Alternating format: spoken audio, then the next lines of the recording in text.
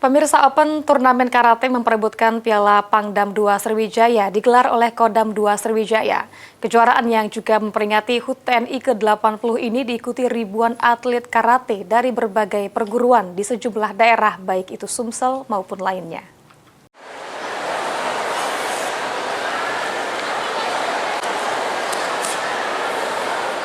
Ribuan karateka dari berbagai perguruan karate yang ada di Palembang serta beberapa daerah lainnya, bahkan ada dari luar Sumatera Selatan, berkumpul di GOR PSCC guna mengikuti Open Turnamen Karate Piala Pangdam 2 Sriwijaya.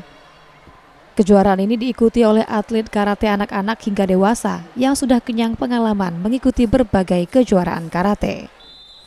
Ajang yang berlangsung selama 2 hari ini guna memperingati HUT TNI ke-80 serta juga menjaring atlet karate yang nantinya bisa membela di kancah nasional bahkan internasional. Kasdam 2 Sriwijaya Brigjen TNI berpesan kepada para atlet yang telah bertanding untuk terus berlatih.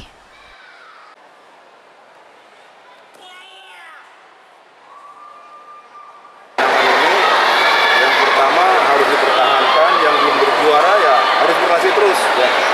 Dan tidak ada lagi setelah ini bertanding di luar karena tadi tidak puas.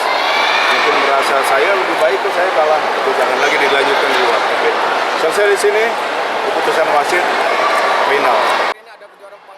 Sementara itu, Sekretaris Forki Sumsel Yanwarsa menekankan kepada seluruh atlet untuk selalu sportif dalam bertanding.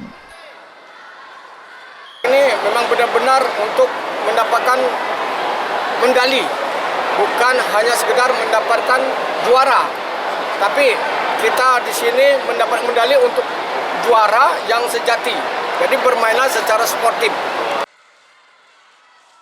Dalam gelaran Open Turnamen Karate Piala Pangdam 2 Sriwijaya, juara pertama diraih UKT 252 Champion, disusul Lemkari Brigif 4 Marinir BS dan ketiga KBP Polta Sumsel.